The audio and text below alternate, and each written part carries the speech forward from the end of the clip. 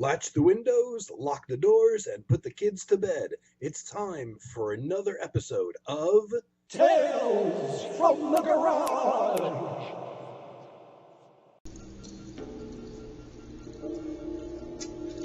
Okay. Well, it's probably a bit of a surprise to be seeing me here in the garage again. I know it's been a long time now since I did a video. And actually, the last one I didn't get published. This one may not either, for all I know. Recorded in my usual room inside the house, not in the garage. When that computer, which is basically a pretty new computer, it's a couple years old, that one had the same freezing glitch that happens to this old Windows 7 computer, which screwed up many a video that I've made out here in the garage. Some of them I posted up anyway, even though they got screwed up and they would freeze, and then the sound would slow down, etc., etc. If you've watched my old videos, you've probably seen some of those. The ones at least from the garage. To protect my computer, that was the hard drive, from the cold out here all winter long, it's been like 6 months now. I actually unplugged the monitor and brought the computer hard drive, the whole base of the computer, whatever you call it, disconnected into my living area so that it wouldn't get frozen over the winter, because I'm still trying to get some life out of this Windows 7 computer. I don't have the money to replace it.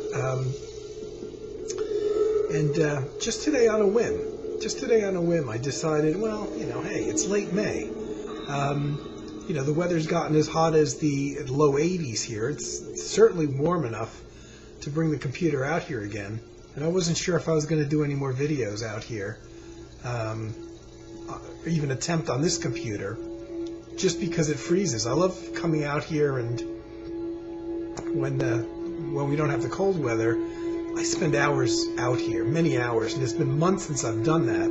Apart from coming in and out, this is my main entrance point and exit point from my condo. Actually, I don't use the doors much. I pretty much go out the garage door because my car's parked out there, and so I come in and out a lot, and I might pull an album out here and bring it inside, kind of thing. But I haven't spent the kind of hours that I typically do out here, and there's like no phone out here. There's no windows. I have no idea what's going on in the rest of the world. I don't have television or anything when I'm out here. In a way, that's nice, and in a way, it's a little bit isolating. But in past years, I have spent many an hour out here. Even though this computer, being a Windows 7 is a bit outdated, I've done things like sometimes sit out here very late in the evening, just surfing the internet instead of doing it inside, and I don't know why. Of course, like I said, weather allowing. So I did record a video. It was 36 minutes long inside on my newer computer, and it froze. It had the same issue that this computer has. So I didn't put that one up, and I got kind of discouraged.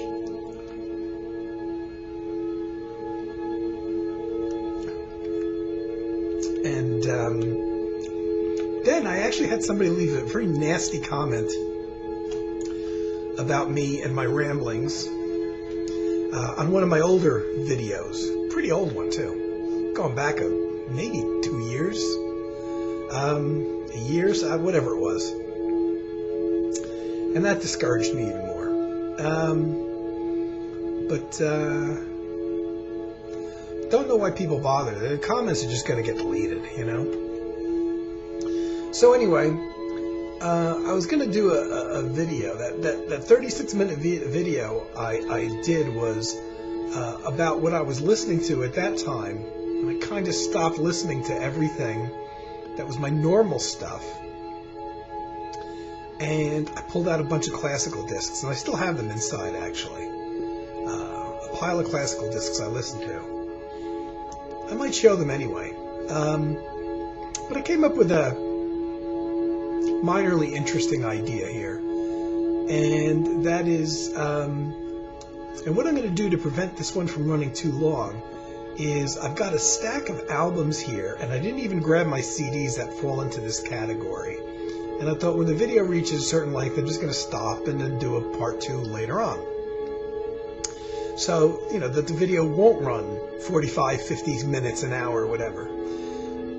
And something that just hit me was I thought I would do a video of showing some of my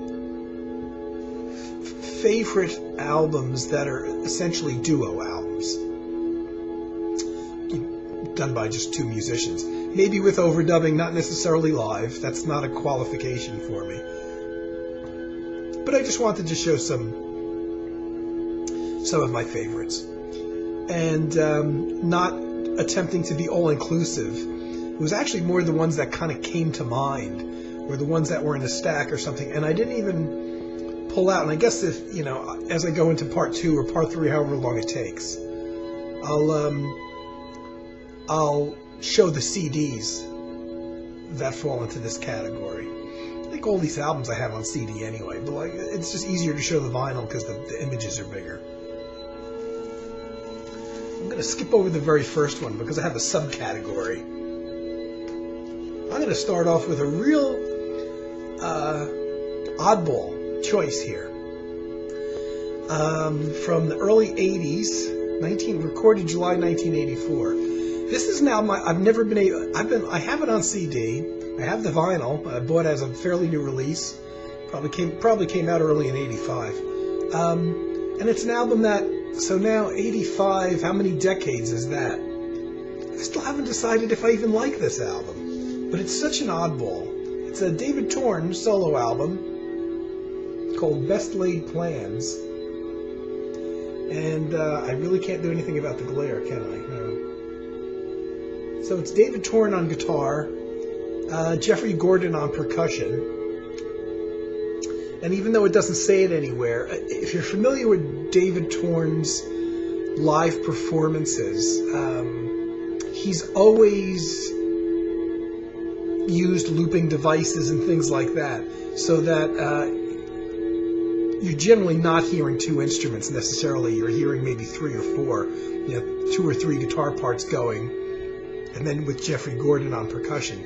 Now, he's kind of refined his whole live process over the years and does solo live performances as well as live performances in the band context, where he really uses a lot of sampling. Now I guess he's using a computer to do it. But back in 84 he wouldn't have been. And so he was kind of in, I guess, his early stages of experimenting with kind of live looping. And I don't even know what looping devices were around. The one thing I kind of like about this album is it's less dense than his more recent stuff, where he will have, 6 or 8 different loops and things going on and altering the sound in the computer kind of thing. This was more because of the lack of sophistication with the electronics of the day. Best Laid Plans is essentially him playing live, doing a little bit of looping, and then with the drummer, Jeffrey Gordon. And I think Jeffrey Gordon has an electronic drum that basically makes a one-note sound, because throughout the whole album, on all these different tracks, every once in a while you hear this little percussive, like boom, boom, boom, boom, boom. And instead of being a drum sound, it's actually electronic note. But it's always playing the same note, which leads me to think that it's not a sound that's coming from David Torn's guitar. It's some kind of electronic drum pad that he has. And back then, electronic drums would have been really in their infancy. And so not a lot of different variations on the sound you could get. So it sounds like a drum pad that just kind of plays the same electronic note every time you hit it. But it's always heard in a percussive fashion. It's never an extended note, so it's always the same note that it plays. So it's kind of an interesting setup. And the whole album kind of sounds like it's improvised. It's a little bit noisy, but if you're familiar with David Torn's work, it's less noisy than 90% of his work, I'd say. And it's one of those albums I keep going back to, and I almost didn't buy it on CD, and then I happened to wander into the Borders store before Borders closed, the bookstore that always had a great music section for jazz and classical and stuff like that. And they had a bunch of ECM titles on sale for a winter clearance sale. I think they were like half price, and I couldn't pass up, so I ended up buying this again on CD, which I'm glad I did, because my turntable's wonky and it's messed up, and I don't really play records. But it got me listening, having obtained the CD, and this is still a number of years ago. It got me back into listening to the album again, and I was still like, gee, I don't know if I like this or not, but he's an interesting guy with an interesting musical mind and direction. And I've got a bunch of his things, and some of them I really don't like, but this is just one of those things that just keeps on. You have to be in the mood for it, I guess, kind of album. But it's an interesting duet. I love the duet concept. My favorite types of albums, I've said a million times before, are essentially solo albums. Not solo live in the studio like solo piano or kind of thing, or like classical guitar necessarily. I like a solo album where an artist goes in and uses the studio and overdubs different instruments on top of each other. Those are my favorites. Next to that, my favorite thing are duet albums. So actually, totally by chance, most of these albums are actually ECM albums, but and actually, who knows, after the next few they may all be ECM albums for all I know. But delving into a slightly more mainstream area, and this came really early in my musical education away from pop music. I probably picked this up, it's an album from 76, recorded in 76, released on 76, on Paul Bley's label, Improvising Artists, and it's one of the volumes, only have this one, of bassist Dave Holland, oops, I just hit the mic, bassist Dave Holland and Sam Rivers, the saxophone player. So Dave Holland's playing upright bass, Sam Rivers playing soprano and tenor saxophone. Just two long pieces, a 17-minute piece and a 21-minute piece. And there was another volume of this which I don't have. I would love to get both of these on CD, though. This I don't have on CD. And this was quite a different world for me. Beautiful album. It was a different world for me because it was hard for me to, I'm basically a guitarist, so there's no guitar there. And coming out of the rock thing, getting into jazz, you would generally hook onto instruments you were familiar with, so there's no drums there that you could kind of hook into and all that. So these next two albums are two favorite duet albums that were initially very difficult for me to get into, yet I knew that they were special. And the lineup, oddly enough, even though there's no common musicians, is basically the same. Here's another duet album I showed before, Soap Suds, another one I wish I had on CD, which I don't.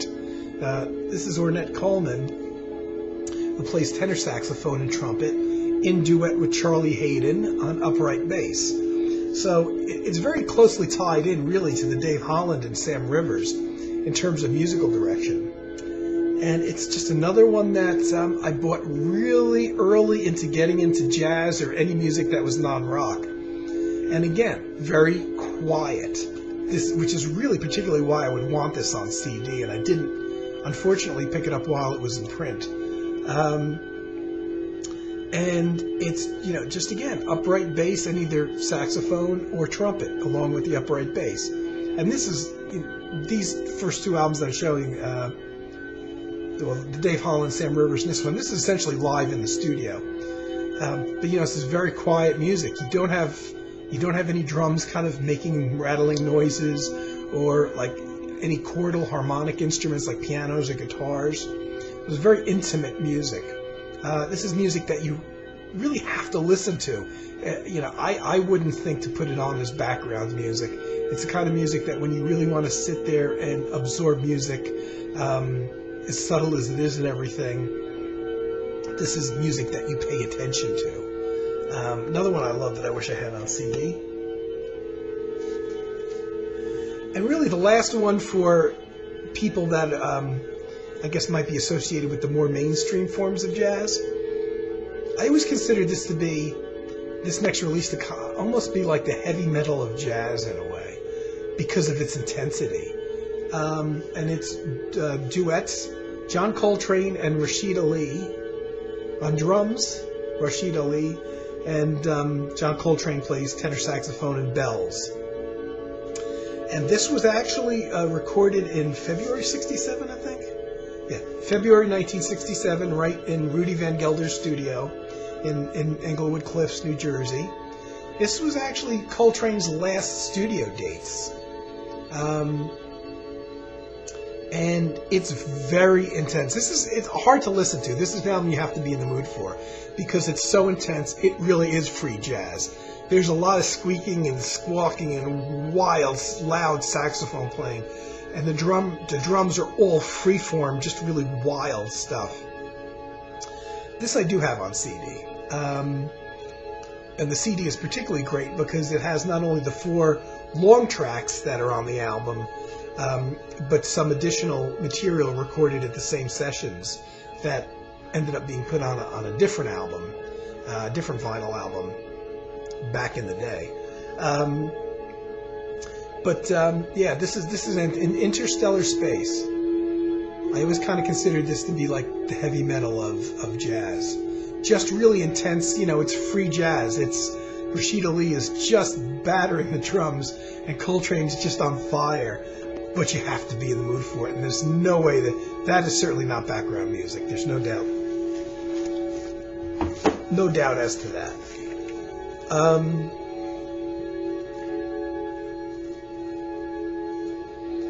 Okay, here's a guy associated with ECM, but it's not an ECM album. I've showed this before. I've talked about it. This is an album that many people hate, and I particularly love. Miroslav Vidas' album just called Miroslav. And this is, one track was recorded in December 76, but the rest of the album was recorded in July of 1977.